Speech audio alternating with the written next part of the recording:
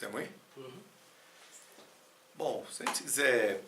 fazer uma discussão assim, bem ampla sobre assessoria técnica, nós vamos ter que voltar lá para os anos 50, né, quando começa a surgir uma crítica à maneira como o poder público e os arquitetos venham lidando com o problema da moradia, né, fundamentalmente a ideia modernista de fazer conjuntos habitacionais com projetos sofisticados, né, alguma coisa que vinha de cima para baixo, né, ou seja, a habitação social voltada para o povo. É claro que isso era muito importante, porque significava pensar arquitetura, pensar a cidade e a habitação para aqueles que normalmente tinham sido excluídos, mas por outro lado tinha uma visão, vamos dizer assim, muito centralizada de como a habitação deveria ser produzida. E lá pelos anos 50, né, vão surgir uma série de críticas dessa visão modernista, por alguns arquitetos europeus sobretudo, muitos deles vêm para a América Latina, é o caso, por exemplo, do Thunder, né, que vai desenvolver um trabalho no Peru, e outros, né, que vão para países chamados assim na época de terceiro mundo, buscando trabalhar junto com a população organizada ou nem mesmo organizada, mas que já vinha produzindo sua habitação através de processos informais, sem nenhum tipo de apoio técnico. Então esses arquitetos começam a lançar a proposta de que, na verdade, a maneira como o povo enfrentava o problema da moradia era, na verdade, uma solução, né, para o problema habitacional em países, vamos dizer assim, países pobres, e que o trabalho junto, né, à população, essa população moradora, ia melhorar a qualidade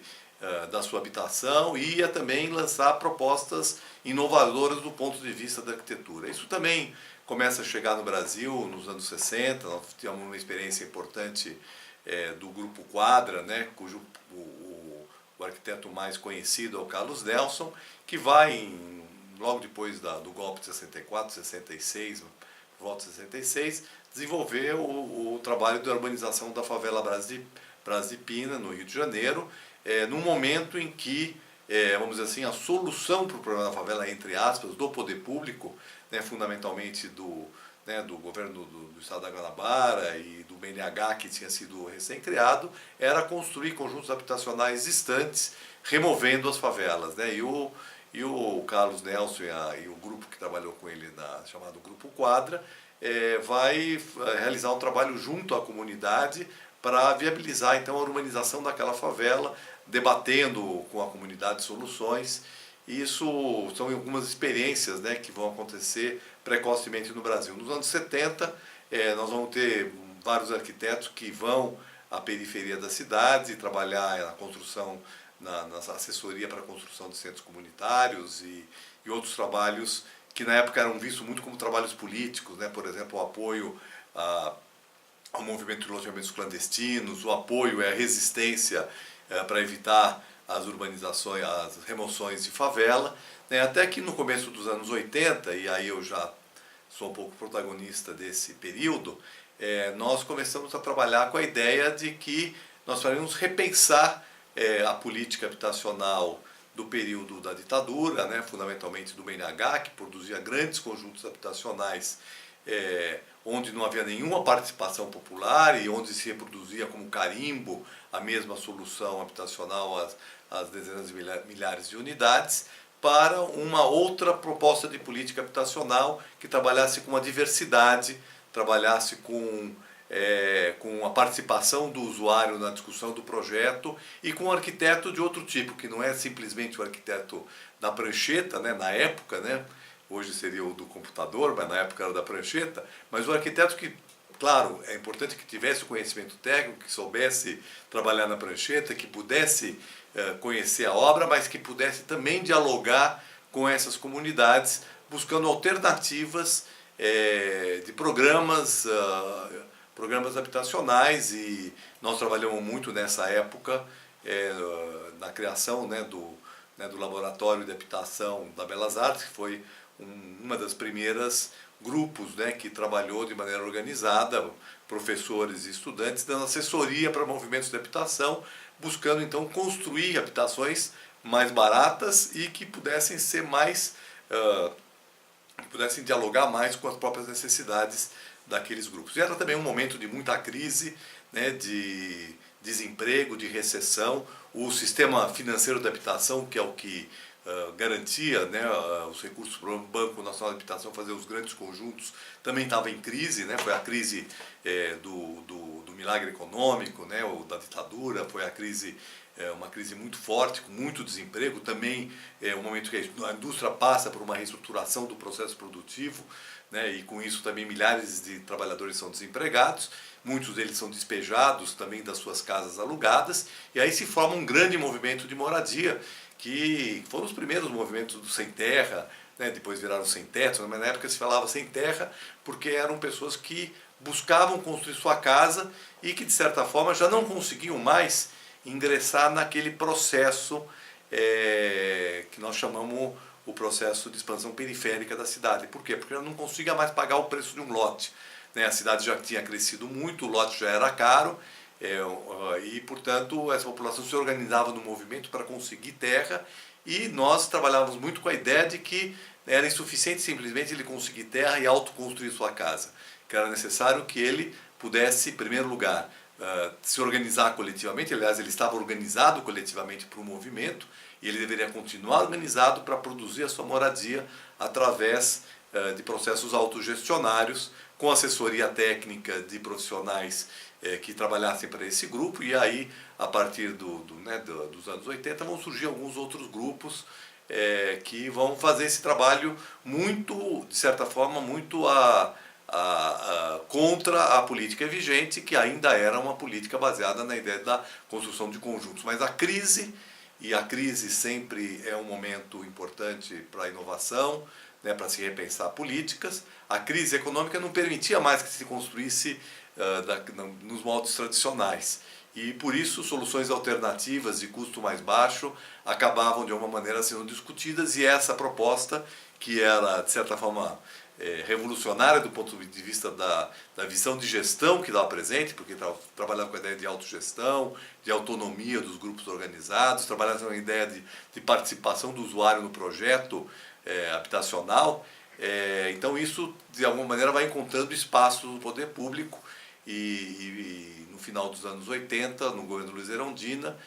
se encontra um ambiente favorável, né, pelas características daquele governo. Foi o primeiro governo do Partido dos Trabalhadores aqui na cidade de São Paulo. Foi um momento que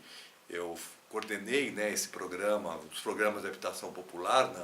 na Secretaria de Habitação, né, que era dirigida pela professora Hermínia Maricato. E em AB, né, nós desenvolvemos vários programas habitacionais que tinham na assessoria técnica um dos pilares mais importantes. Então, o programa de mutirão com autogestão, ele estava concebido exatamente em cima da ideia de uma parceria de três entes, né? O poder público, que viabilizava a terra, viabilizava os recursos para a produção, uma associação comunitária de construção que geria o empreendimento, e a assessoria técnica, que, contratada pela Associação Comunitária de Construção, que viabilizava então desenvolver os projetos, apoiava os canteiros, e aí nascem, a partir daí, inúmeras entidades de assessoria técnica que vão trabalhar com esses grupos organizados, e a partir daí então isso vai se consolidando gradativamente como uma alternativa de enfrentamento do problema da habitação. É claro que teve momentos em que o mutirão era mais importante até do que a autogestão, em outros momentos, como mais recentemente, a autogestão é mais importante do que o mutirão, né? Mas, na verdade, o espírito que estava presente aí é o espírito da autonomia do movimento para discutir o seu projeto, claro que dentro de regras estabelecidas pelo poder público, teto de financiamento, certas condições, a autogestão dos recursos, o que significava também a opção sobre qual era a melhor maneira de viabilizar o processo produtivo, e as assessorias técnicas autônomas, né? Eu posso dizer que por detrás disso também estava uma ideia, que era uma ideia de evitar, né, que o trabalhador que participava da construção da sua casa ele tivesse alienado do processo, da decisão sobre o processo de produção, né? Ou seja, que houvesse uma participação e, portanto, uma desalienação, né, entre